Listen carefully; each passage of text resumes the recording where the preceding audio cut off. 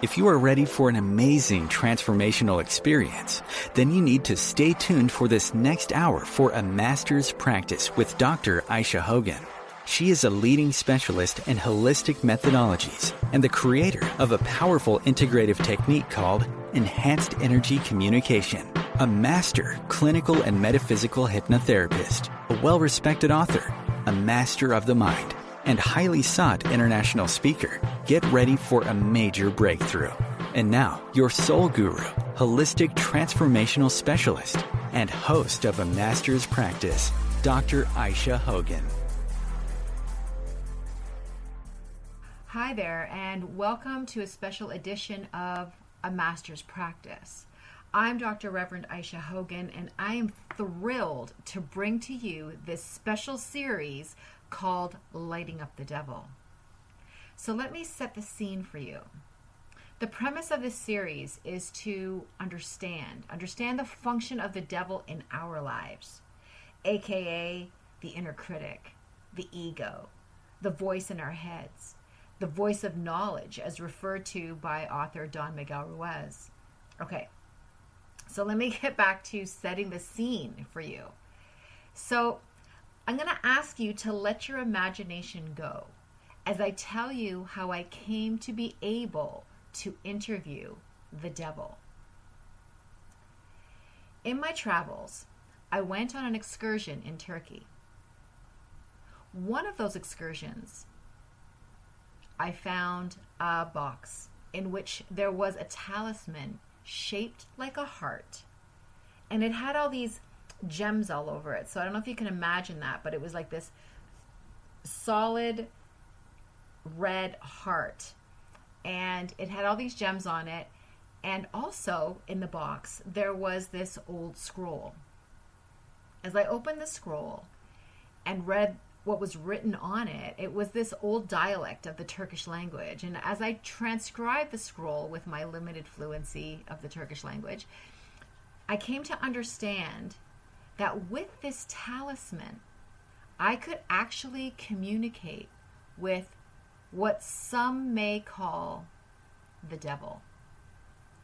And that the devil must respond to me in truth, whether he wants to or not. And as long as I have this talisman, he has no choice but to respond to me and answer every single question I ask. Wow, right?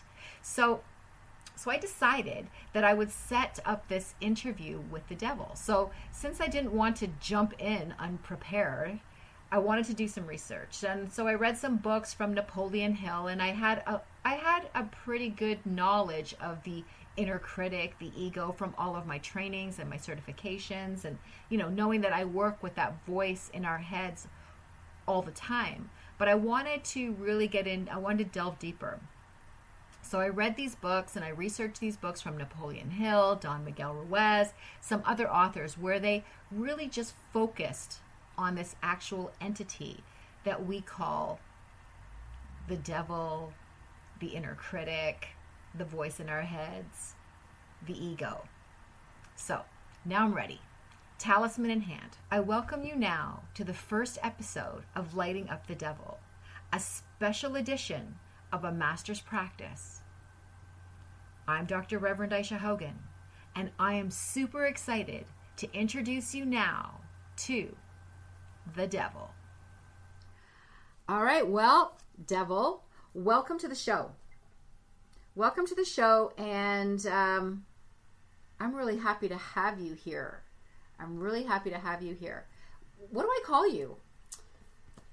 Well, I'm not exactly happy to be here, but I guess I'm here. Wait a second.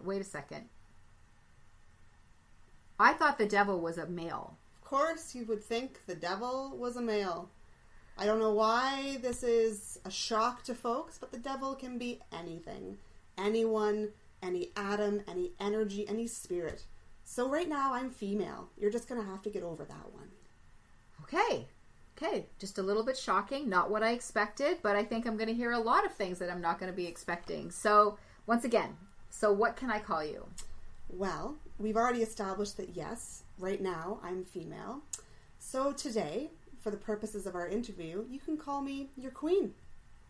You want me to call you what? Queen. You want me to call you like my queen? Yes. All right. Is that shocking? Like, what's... A little, but that's okay. We're going to go ahead with this. We're going to go ahead with my queen just because I want to get this interview going. And I guess because I'm just sort of beyond, I think I'm beyond the control of the inner critic. So this is just a little bit of a shocker for me. That's okay. Let's just go ahead with this. So, how much of the population... No, let me back up for a second. I have so many questions. They're just coming out all over the place in my mind. So let me just back up for a second. What do you look like and where do you live? I mean, this is the stuff that people want to know, right? So what do you look like? If people could see you, how are they going to recognize you? Or are you like with the horns and the tail? The horns and the tail. You know, tell me something that I haven't already heard before. I mean, what is it with you humans and having this big picture of this ugly, red, cartoonized or weird, Hollywood devil with the long tail and the disgusting horns? No. That being said, if that's what does it for you, then sure, I'll be your horn, red tail devil. Absolutely. But really, I'm whatever I need to be for each and every person. Sometimes I am that image. If that's what you need, if that's what I need, then that's great. I can be a feeling. I can be energy. I can be any type of sensation that you need me to be. I can be the catching of fabric high up on a thigh. I can be that anticipation before you click purchase on your online screen. I can be anything at any time. In terms of where I live, well, that's just it too. I live everywhere. I live in you, in your neighbor, in your dog. I am everywhere at all times. This conception of heaven and hell, where I reside in hell, no. That's maybe where I'm contained to make sense for your brain. But with all due respect, that's nothing. And frankly, beyond. Mm-hmm. All right, so no fire and brimstone. I'm not that entirely surprised by that. But just for the sake of our listeners here, so basically, you are that voice. Is that what you're saying? You're the voice in all of our minds. That voice that we hear talking to us, that's constantly telling us and judging us what we can and can't do.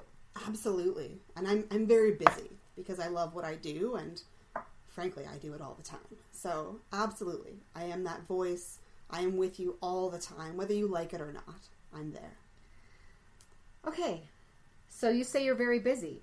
So what does that mean? Like, what does that look like, busy? Like, are you in everyone's mind? Is it just you? Is there more versions of you? I mean, I think of the universe and I'm thinking of this one higher spirit that's kind of taking care of everything. Is it just you and some friends like you that are handling everybody around the world? Or how is this working? In essence, yes, it's me. It's my energy. But I use a lot of tricks and tools to basically get my job done when I'm, busy with everyone else in the world. But yes, my energy, my essence, me, in other words, absolutely. They live in you. They live in that man that just walked across the street walking his dog. He's a basket case, let me tell you. But I'm all over the place. This higher power business, sure, but that's a whole other story. So what do you mean that's another story? So,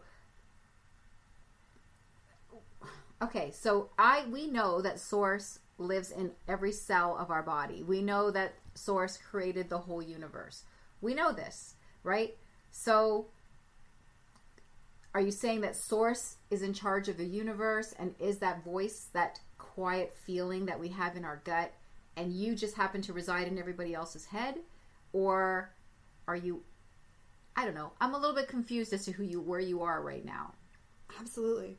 And I think to conceptualize it, it's best to think of me as part of that source, part of that higher power.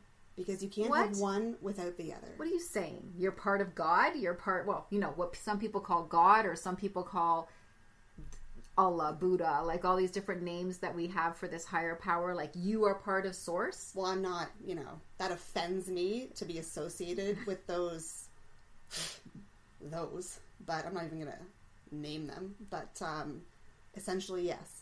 You can't have one without the other. You can't have light without the dark.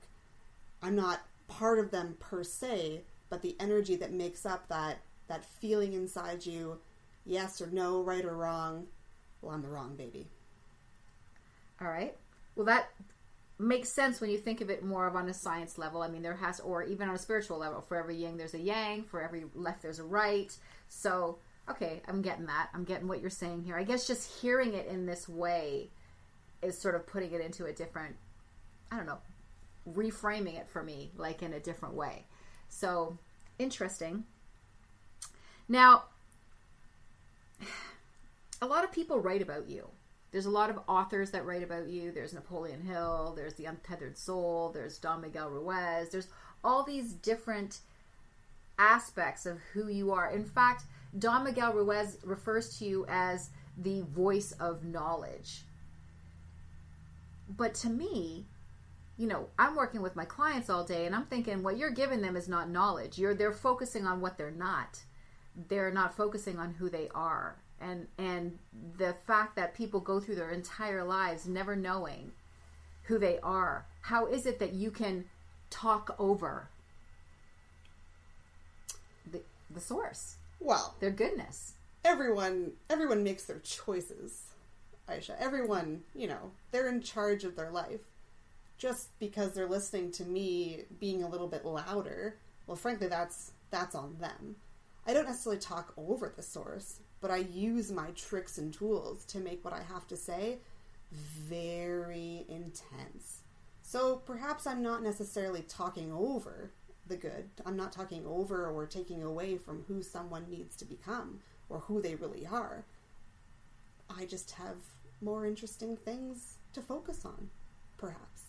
I find it really, and just an observation right now as I'm thinking through this, and I find it really almost like Source has a handicap here, and I want to understand how that is even allowed, because you have a voice.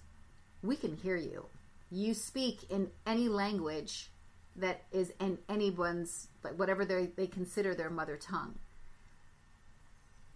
Source, however, doesn't speak in the language. Source is that feeling in our gut. It's that intuition. It's that, I call it our good emotions. It's the one that gives us that guidance that says, do this, turn left, you know, and it's quiet. You're just so loud. Like, it's so quiet. Why you gotta be so loud?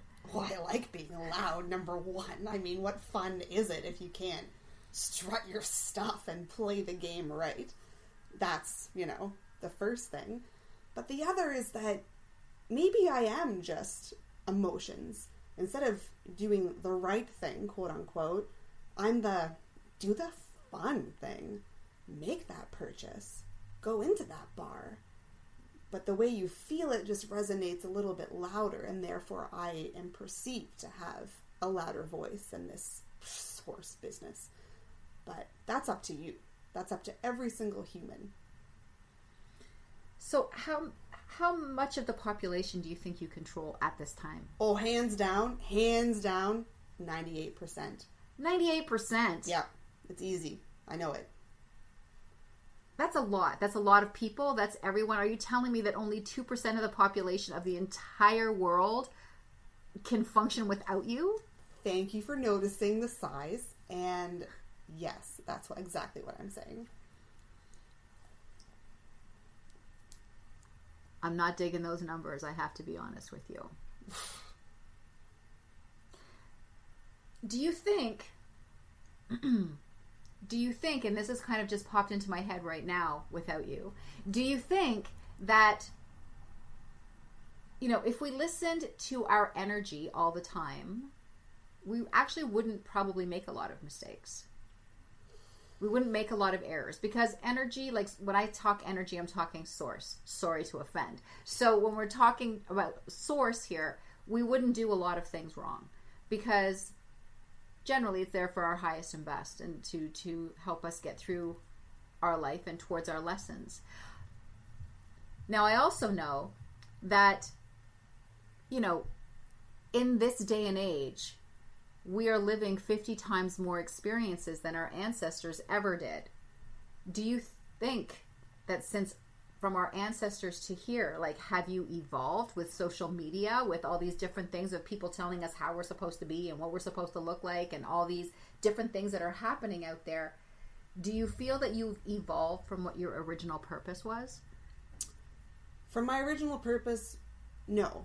My purpose has always been the same. And if you want to throw it way back to biblical times, like we're talking Adam and Eve throwback, no. My purpose has always been eat the apple, give in, for sure. Have I evolved? Absolutely. I use basically the same tricks and tools in essence, but they're easier to use in this day and age. It's great. It's great for me. Yeah, not so great for whatever my opponent is, but it's great for me. Interesting. So at what point do you jump into the mind of a human? Are you born with them? Like, at what time do you jump in? I don't know if I want to tell you the time. Like, I don't want you to know really where I'm at. I prefer to just, keep it loose. Yeah. Okay, well, here's the keep it loose part. I have the talisman.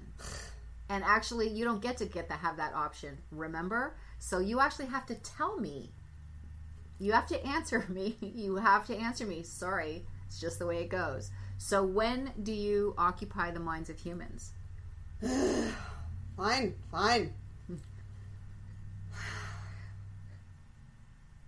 Well,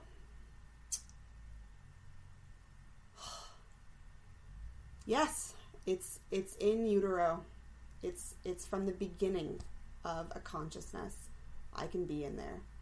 And I'm not in there as strongly as I am when a human is born or starts to be given choice or is able to start thinking, not necessarily for themselves, because when you're a child, you don't really think for yourself, and that's a real bonus for me, let me tell you. But we'll get into that maybe a little bit later. But yes, I'm in every mind all the time, and it just depends on when someone is confronted with the choice between doing this or doing that I can really take over and start to have some fun. Okay. So my next question, just before the break here, and I'm going to give you some time to actually put it together in your mind, is at what point... Sorry, that's not the question. The question is, how do you gain control of their minds? That's the question. But we're going to come back to that right after this break. Stay with me, Dr. Aisha Hogan, with our special series of Lighting Up the Devil on a Master's Practice. Free your mind. Expand your soul. OMTimes Radio. IOM FM. OMTimes magazine is one of the leading online content providers of positivity, wellness, and personal empowerment. A philanthropic organisation, their net proceeds are funneled to support worldwide charity initiatives via Humanity Healing International. Through their commitment to creating community and providing conscious content, they aspire to uplift humanity on a global scale. Connect at omtimes.com. OMTimes, creating a more conscious lifestyle. Have you bought into the idea that you have to work hard for your money, that business is hard? I will share some dynamic access consciousness tools to get you out of your own way so you can create a business that actually succeeds. Join me, Simone Millisers, on The Joy of Business at 4 p.m. Mondays Eastern. Are you ready to live your life depression-free? Are you having thoughts of ending things? Wondering what life would be like without chronic pain? How about no longer suffering the effects of trauma and PTSD? Are you tired of having your credibility questioned because you look fine and no one understands that you are struggling with an invisible disorder? Hi, I'm Dr. Aisha Hogan, and I'm a holistic transformation specialist. I work with clients from all over the world to aid them in eliminating, that's right, you heard me, eliminating their current struggles and challenges. I don't work with symptoms. That's like putting a Band-Aid on a gunshot wound. I'm all about root cause and all the levels of you, as each one of us is unique. Ready to transform your life for good? To move into the best version of yourself and reach your unlimited potential? Then book your complimentary 1-hour online consultation with me by going to www.aishahogan.com. That's AYSE Hogan.com. And it will take you right to my clinic, the Chakra House of Healing. I look forward to meeting you there. I am Fidel Nshombo. I was born in a city called Bukavu in the Congo. We were a loving family, and then, boom, everything that I had disappeared in a single day. People think that when you are a refugee and they resettle you to America, and all your problems are done. They don't understand that that's the beginning of everything. I was not born a refugee. I was made one. It's time we welcome refugee families with open arms. Learn more at embracerefugees.org, brought to you by the Ad Council.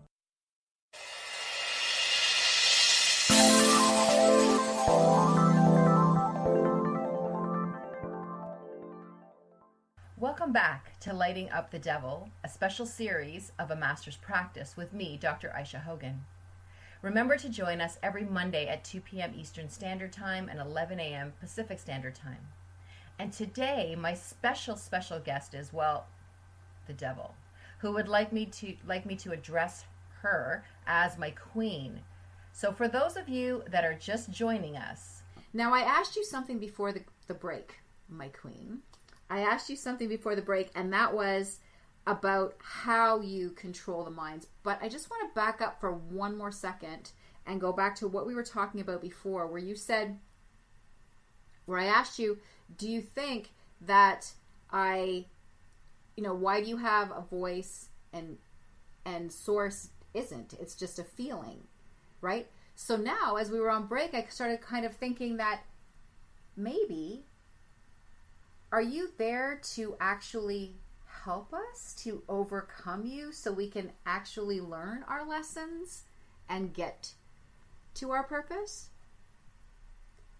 Well, I'm not here to help you. Like, it's not fun for me, but I suppose if you're going to think about it in that way, I mean, for someone like you, yes, who's enlightened, who says I'm not around you very much, if at all, which I don't really know, but I do know. Sometimes I'm there, I think. But, yeah, if a person is going to overcome my loudness, as you said before the break, or make the choice based on the feeling that's going to lead to them living their best life or becoming who they are or who they're supposed to be, yes, you do have to overcome the darkness to step into that light. And if you want to get all positive, I suppose, then yes, it's about learning those lessons and growing and developing. But I'm going to fight hard to not let you do that. So I'm not a helper. I'm not your buddy, okay? Like, I'm not friends with you. I'm there to play my own game and to keep you on my side. Okay. All right, we're going to come back to this because I find this really interesting. Now, this is really getting interesting, and I need to gather my thoughts about this. So, you say you have some tricks in being able to gain control of the mind, of our minds. So, what are some of those tricks, do you think? Well, I don't think, number one, I know. So, this think business, like, I know my own stuff, all right? I've been doing this for a long time. Certainly longer than you've been on the earth for. So I know my own stuff. Anyway, that aside, my tricks I've got a few really good ones. I don't want to brag. Well, I do. Who's kidding you? I want to brag a lot, but I don't really want to tell you about them. That flipping talisman you have. So I'll give you one. All right? And the trick I use is fear. And it works aces. Okay, so fear. Interesting. Interesting because knowing that you know what kind of work I do, I mean, lots of things are fear with a mask, right? Our jealousy is fear with a mask. Sadness is fear with a mask. Every negative emotion pretty much that we have is fear with a mask. So we have there's a lot of availability of fears out there. I mean, like, it's not fear of spiders, is it? So what fears are you using? Well, that's just it. I use them all. That's what's so great for me. No, I realize that you're not answering my question once again. So, you know, you're always trying to evade me, but here's the thing. What I'm saying is you got to have some favorites. We've all got some favorites of things that we like the best. Even if we do a lot of different things, we have some things that we like the best. So there must be some fears that you use the most that are more powerful than others. Well, yes. Yes, there are. Humans are afraid of everything, so it's very easy. But for the purposes of this talisman business, fear of dying is quite popular with you humans. You know you're going to die. You know you're mortal. You're only on this earth for maybe a short time or a long time or whatever it is, but there's just, it's just time.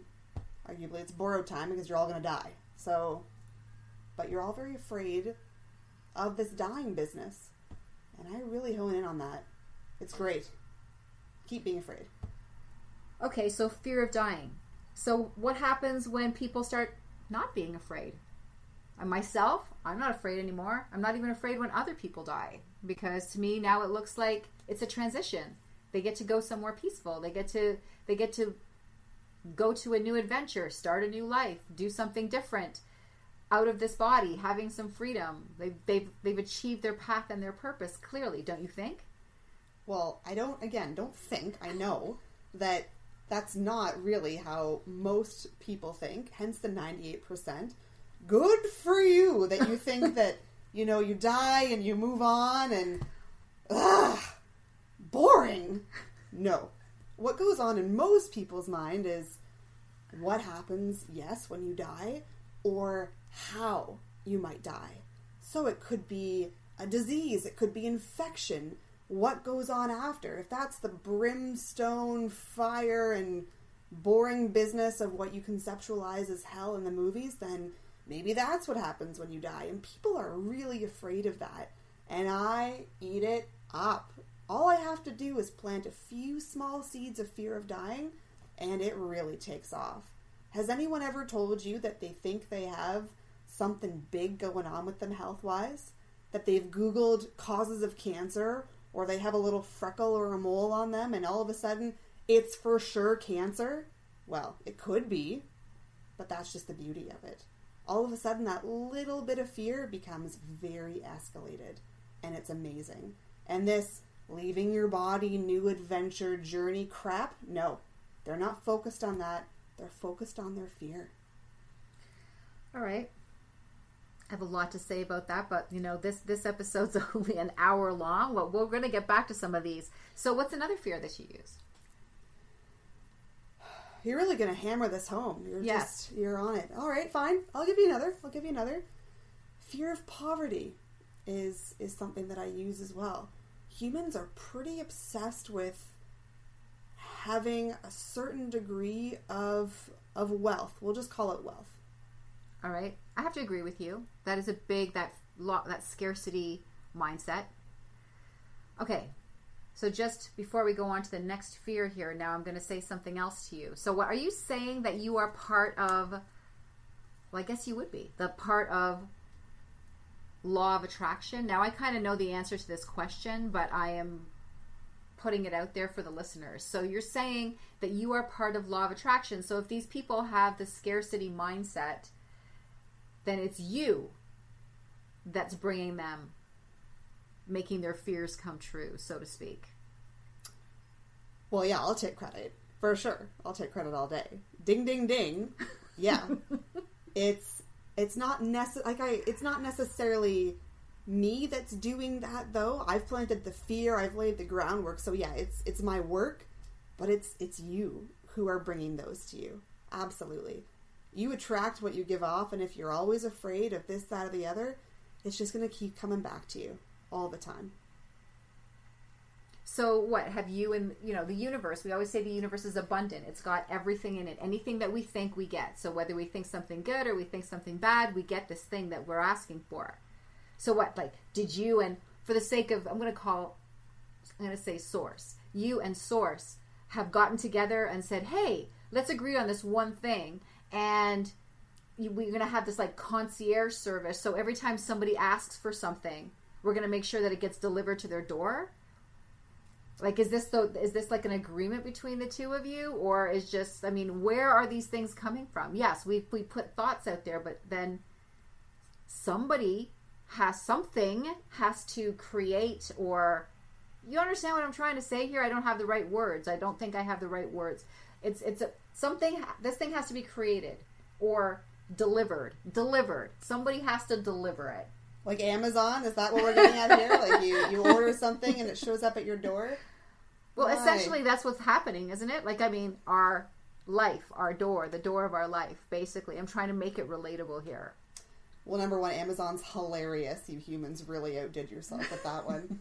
But of course I know what you're trying to say, and it's kind of funny watching you, conceptualize it. But yes, of course I know what you're trying to say. And number one, Source and I just didn't get together. We don't have tea on the daily or, monthly socials. I have my stuff. Source, whatever, has their stuff.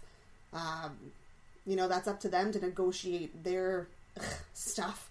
And I rock my own business. So in terms of how the decision is made or what is delivered to you at your quote-unquote door per se, that is the balance, really, of the universe coming into play. No one decided. We didn't flip a coin. We didn't have a contract. It just is. When the universe came into being, there had to be a balance. And whether that's a negative balance or a positive balance in each and every human in consciousness, that's up to them to decide. But that's essentially what we're getting into here. Yes. There's so much I want to know. So you've told me about death and you told me about poverty. I can see those two playing a big part, especially poverty. People, I do get the whole, it's upsetting to watch sometimes, the whole Jones, keep up with the Joneses, and do I have enough of this and do I have enough of that? And social media being out there and telling, people what they should or shouldn't be to be successful, whatever that success is supposed to look like. What else are you using? What other fears are you using? A big fave of late is definitely criticism. The fear of just being outcast, of having negative feedback or critical feedback passed your way. In this day and age, especially with social media, it's really easy to soak that up, Whenever someone has an anxiety attack or whatever, that's all me. I love it. It's great. So what, you've gotten into the minds of these people who create social media and said, make sure you tell people that this is what they're supposed to look like and this is what they're supposed to eat and this is the ideal person and this is you did that? Well, yes. But at the same time, it wasn't just those people, because I'm in everyone. So social media was created, let's say, but you decide what you post, and that lady and that guy, and they all decide what they post. So they decide what they think is the best, and then everyone kind of just accepts that, but also then compares it. This comparison, I love it. They compare it to what they have, or what they've been doing, or whatever it is. But by comparing, they're also criticizing themselves all the time. Well, that person went on a vacation and, oh, that looks so great, but I can't afford to go on a vacation, so I must be bad. Let's make it white and black, there's no gray. Or, wow, that person has a lot of money. I don't. That's bad. You do your own criticizing. You do your own comparing. I didn't just get into the minds of the people who created social media and these standards. Everyone does it for me all the time. It's beautiful. I want to get into this everyone business very soon about who these everyones are, but let's just keep on going here. So criticism, yes, that's a big one. And people, I mean, they're criticized from the point that they're children with some families. I mean, I think the one thing that I always find interesting is that, you know, in my practices when people come in and they say, my family is dysfunctional. And I don't know anyone who's ever said my family was normal. I don't actually know what I don't even know what normal is. I think normal is the abnormal, because what is normal? Is there a normal? What would that even look like? That's just a rhetorical question, but interesting. Just some thought for me. I'm thinking out loud now. So what would be another fear? The family point you just brought up, my family is dysfunctional. Well, everyone's family is dysfunctional, and that's the beauty of it. For me, at least. But this also brings up a good point about another fear that I use quite frequently that has to do with family, or it can, and that's the loss of love. You humans crave love, but you don't exactly know what to do with it when you've got it, which is great, because then you're always losing it in some way, shape, or form. Well, if we go back to the book written by Don Miguel Ruiz and The Mastery of Love, somehow people, somewhere along the lines, and I'm sure you had everything to do with this, so somewhere along the lines, they are looking for love outside of themselves rather than looking at the love that they have within themselves. I mean, we've come from a place of love. That's where we were created. So if we come from a place of love, yeah, they're craving love. That's something that we need. We need that connection. But yet when people get into these relationships, you know, most of it is ruled by this fear that you've played in people's minds that they're going to lose this thing that they've got, because then nobody will love them because they can't find the love within themselves to love themselves.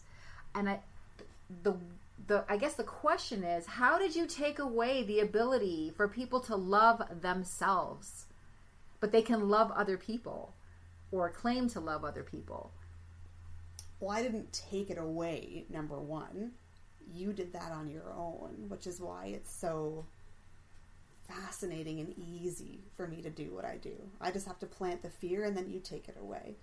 What folks do with it is their own business. But why it's so easy, and I think how it's played out, well, I know how it's played out over time, is that yes, you are, as a species, consumed with what everyone else thinks about you, what everyone else is doing, what everyone else is. And that takes the focus off yourself. And in that process, you forget that everything you need is within. I'm also within, and it's just me being a little bit louder or a lot louder on that side of the house, to spur you to always look for things outside to make yourself whole. You'll be looking for a long time, and it's really hilarious to watch. And great, because then I just remain, I have control all the time. And for someone who's so negative, it is astounding to me that you take so much joy, which is a positive feeling, how you take so much joy in watching people fall. Again, and it might be difficult for you to conceptualize because, you know, you've been spinning a little bit in the interview, and that's fine. That's fine. You got to get your thoughts out. Joy, for sure, yeah, is a positive emotion. But what? I can't be happy in the work that I do. I can't be proud of what I'm doing. The work is what really lights my fire, so to say. But when someone falls, well, I've laid maybe the groundwork. It's their choices and their actions that have caused them to fall. Everyone blames me for everything bad that happens, but they are responsible for their own choices and decisions at the end of the day. I just give some sort of alternative that maybe they latch on to, maybe they don't. But falling is on you. It's not on me. Fair enough. Fair enough. And yeah, I'm kind of flipping around like a fish. I've got a lot of stuff that I want to ask you, and that's why we're doing several episodes, which makes you unhappy, I know. What do you mean several? Oh, we'll be doing several episodes because I have way too many questions, as you can tell, and I'm sure our viewers do too. Now we're getting to the point where we're going to come in for another break. So I'm going to take us into this next break, and then we're going to be back because I want to know what the rest of those big fears are. So stay tuned, listeners, as I am here on Lighting Up the Devil with my queen, the devil, and this special series from A Master's Practice. Come back, and we'll see you soon. The future of Internet radio is here. OMTimes Radio. IOM FM. Ascending Hearts is no ordinary dating site, but a spiritual dating site with a purpose, to link you with your soulmate. We engineer the serendipity so you can trust that you will attune with someone that has the same matching vibration as you. Ascending Hearts, the conscious dating site for the spiritually aware. Try Ascending Hearts for free. AscendingHearts.com.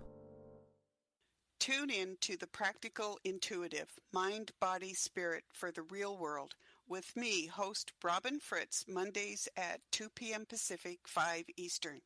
I'll cover personal and business intuition, animal communication, mediumship, space clearing, past life regression, shamanic insights, energy healing, soul choice, and more, all to help you tap your own intuitive and healing skills.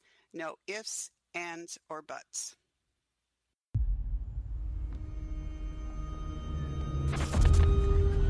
Opiates has taken everything and everyone I've ever loved away from me. Everything. I blew my ankle out and I got prescribed pain pills by my doctor. If making my detox public is going to help somebody, I'm all for it. I just wish I would have had a warning. Opioid dependence can happen after just 5 days. Know the truth, spread the truth. A message from Truth, the Ad Council, and ONDCP.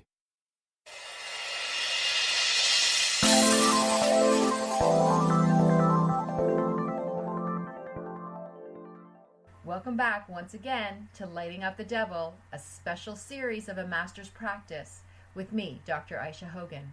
Remember, I'm here every Monday at 2 p.m. Eastern Standard Time and 11 a.m. Pacific Standard Time. So let's get back to chatting with the devil.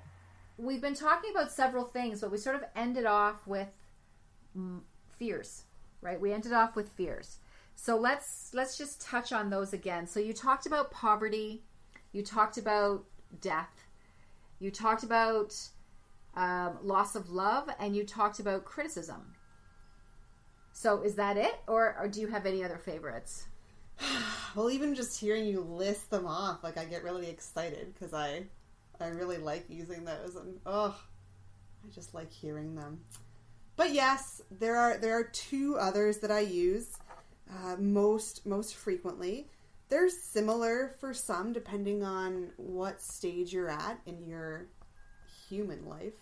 So I'll bring them up together. But the last two I use are the fear of ill health and the fear of old age. Okay. So are you saying, let me just go with this. So I know when I'm, again, working with my clients, if they've built up a lot of negativity in their body, in that container, in a lot of cases it's coming out as mood disorders, or it's coming out as manifesting sickness in the body. What, that's you? Again, yes, everything is me, but at the same time... Wait a minute, everything is not you. Well, come on. A lot of stuff is me, and for my purposes, yes. Like, I control 98% of the world's population, so...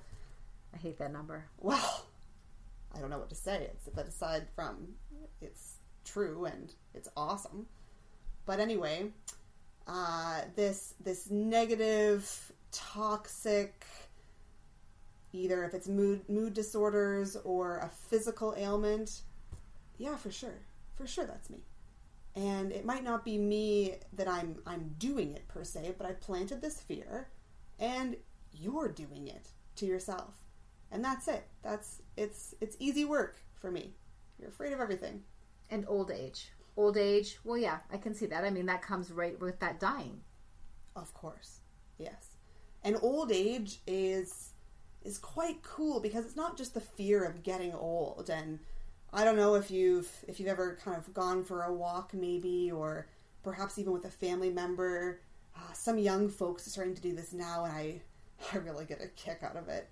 But it's when they see someone who's not able to do something that they are currently able to do. Whether that's have a conversation or remember something or run, around the block. And all of a sudden they're overcome with this fear of getting old. And I love watching it. It's so easy because it's always right in front of you. But all of those things create, what you're talking about is beliefs. It's about the beliefs that they're planting into their subconscious. Are you feeding off those beliefs, or are you the cause of those beliefs? Well, you're quite good.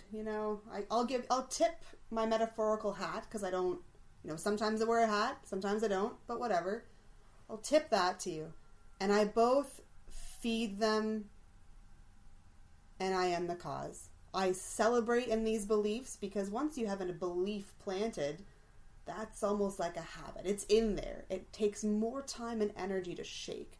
So I am doing my little dance that it's in there and rooted inside your self-conscious. Am I the cause of those beliefs? Technically, yes, because of the fears that have led to them. Okay. All right. So I want to talk about one more point today and maybe another, but we'll see. The 100th monkey syndrome.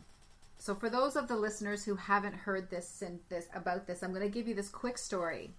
And on an island somewhere, there are some scientists, and this is an actual test, and I should have really looked it up because I can't remember the island. But they are doing a test out there, and they're looking at all kinds of monkeys. They were actually observing these monkeys in their natural habitat, and notice that these monkeys, you've got me very flustered today. I have to say, I can't even form a sentence. Just having you in this area with me. All right. It's good. So they're on this island, and they're watching the natural habitat of these particular monkeys, and these monkeys are eating sweet potatoes. But as they're pulling the sweet potatoes out of the ground, of course, they're covered with dirt, and monkeys like us don't want to eat dirt. So they're eating them and spitting out the dirt, and it doesn't look like a very enjoyable process for those scientists that are watching the monkeys. Then a few monkeys get smart, and they decide to wash the sweet potatoes, and others around them notice how much easier it makes it to eat them, and one by one, the monkeys begin to start washing their sweet potatoes before they eat them. But they're watching the numbers rise in the monkeys before anything big really happens, and it's like, 60 monkeys are doing it, 75 monkeys are doing it now, 90 monkeys are doing it, 99 monkeys are doing it. But something happened when it became 100 monkeys. So 100 monkeys started doing this, and then the whole species, it's like that information was fed to the collective consciousness, and then all monkeys of that species, whether they were on that island or the surrounding islands, began to wash their sweet potatoes before they ate them. I'm seeing a little worry on your face. You know where I'm going with this right now. Okay, so does that mean, because we are in a time when more and more people are becoming awakened, where more and more people understand that there's so much more going on than what we see, and they're starting to walk into their light and stand in their power. That's why I kind of have a trouble with this 98% number. But is there a percentage now where we as humanity, is this the shift? As we as humanity begin to wake up, so to speak, more and more and more? And maybe is it 60% of humanity? Is it 45% of humanity? How many of us have to wake up before we tip the scales for all of our species? Well, don't stall. I have a talisman. All right. There is no tipping point for humanity as I see it, as I know humanity in the world today. Sure, you're walking in your light, and let's make it about you, shall we? You're walking in your light, and maybe some of your clients are starting to walk in their light, but you'll never get rid of me. I can't just be tipped away. I'm not the dirt on a sweet potato, let me tell you. So even if humanity does start to become more awakened and it becomes 50% or 60%, well, number one, I'll just work harder. And I like a challenge, believe me. I'm never just going to shy away into my own darkness. I thrive in every atom and every energy field there is. But even if that happens, humans, I know, will always have moments of self-doubt, of wonder if they really are doing what they're supposed to be doing.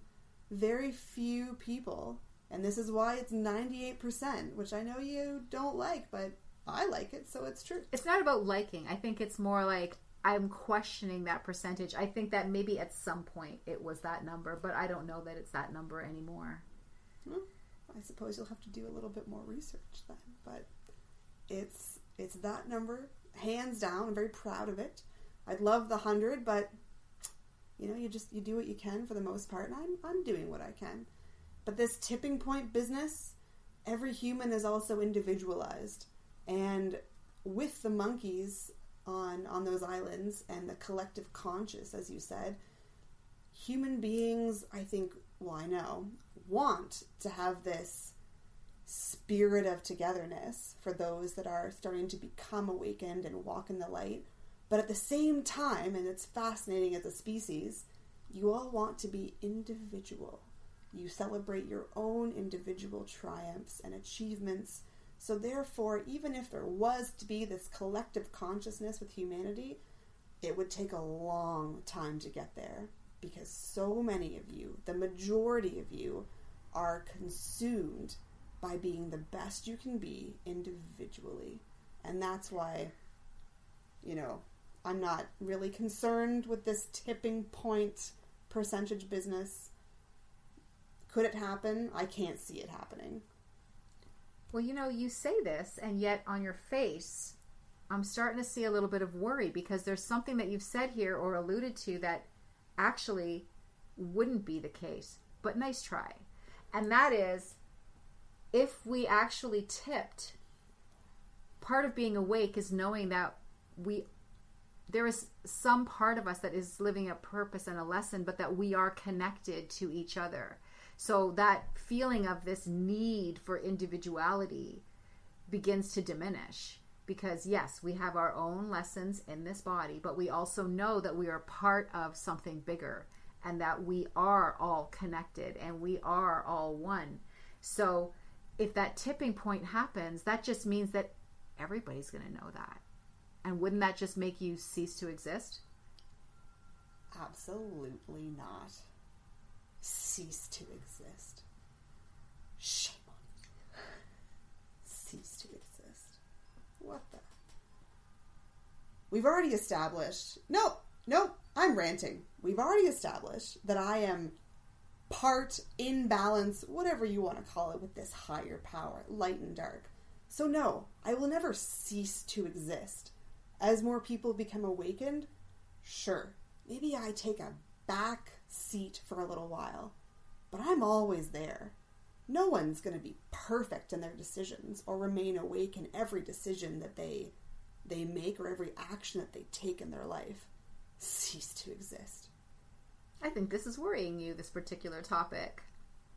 Maybe you don't cease to exist, but maybe your strength is taken away. Maybe that part of you that actually gets to access people's brains, you just won't have that power anymore. You'll be there as part of this positive, negative in energy, but you won't actually have any power. Maybe. Not. I wouldn't say I'm worried, because there's you talking. Look worried. Well, I look how I look, I suppose, but there's talking about it and there's doing it. So for sure, you can talk about this tipping point. You can bring up this little monkey story if you want, but there's talking the talk and there's walking the walk. And anyone can read these books and these teachings or have a session with you or whatever it is. But it's believing, and it's then walking that walk every day in every moment of their lives. So am I worried that, now that we've put this tipping point business into the open, that it could happen? No, because you've got to walk that walk. And people stumble a lot, and I'm there. So just an observation on my point, from my point of view here. Does the devil have a voice in his head? Because for the first time, I'm sitting here like, where is the sauciness? Because there is a little bit of fear there.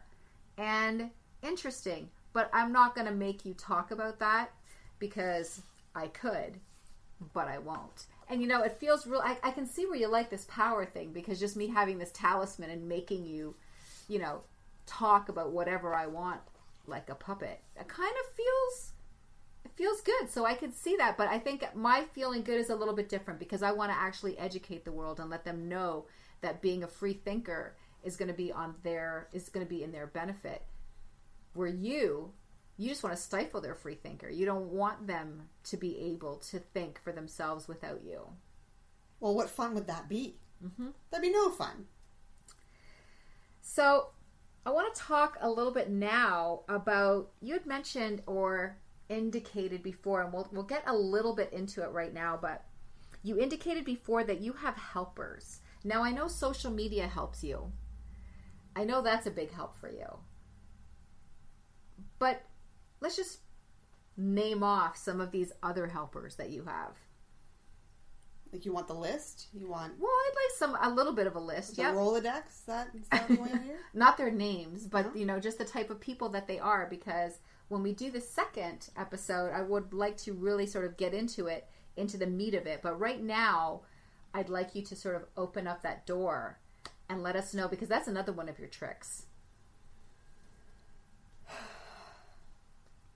Yep. No, you're right.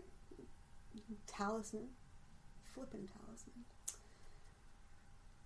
You're absolutely right that social media is a helper. And it's a big one today. In terms of my other helpers, well, they're people or things in power. People or things in power. So are you saying like the leaders of our countries? Could be. Are your helpers? Sure. Why not? Well, I don't know what to say to that. Aren't they supposed to be there to help us? Although, knowing politics, and I do stay away from it, they're not always in our highest and best benefit. So what? You've put them in power? You've put them into power? Again, it's not just me here, but at the same time, yeah, it's me. So I've laid the foundation for these people to come into power.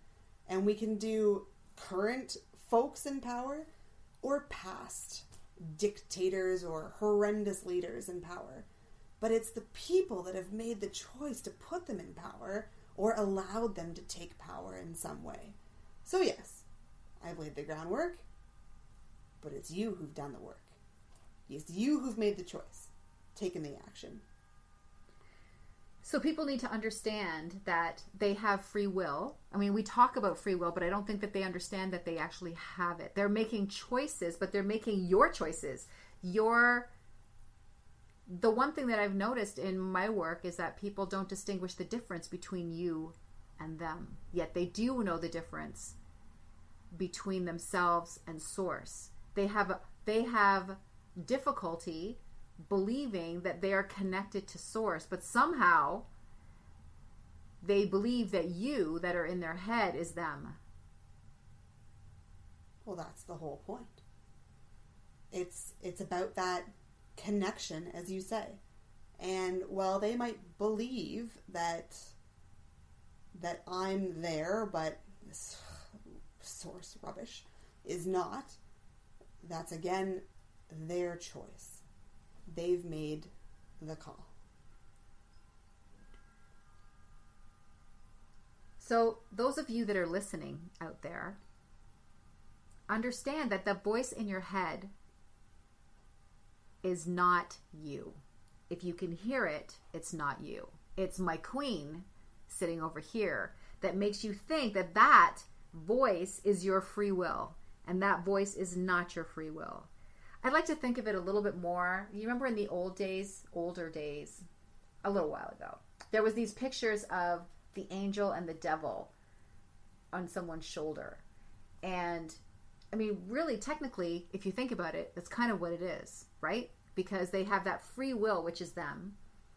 They have this wonderful energy that's inside them, this light that's inside them that they can't see in most cases. And then they have you. When you say it like that, it doesn't sound very great, but at the same time, you're right. It's not a cartoon, angel and devil on your shoulder, but everything resides in everyone at all times. What they decide to do with it is, yes, their choice, but it's a balance, and they decide what they want to do with it. All right. So I want to thank you for joining me, not that you had a choice, for this interview today, and we will be back with other episodes because there's so many of your tricks that I really, really do want to show to the world and how you manipulate them. But I want to thank you all for joining me and my queen. I can't believe I have to say that. So joining me and the devil on the first episode in this special series of Lighting Up the Devil from a Master's Practice with me, Dr. Aisha Hogan. We will have more interviews coming up with the devil the last Monday of the next few months. And of course, you can join me every Monday on a Master's Practice at 2 p.m. Eastern Standard Time and 11 a.m. Pacific Standard Time. Thanks for listening. Can't wait to have you back.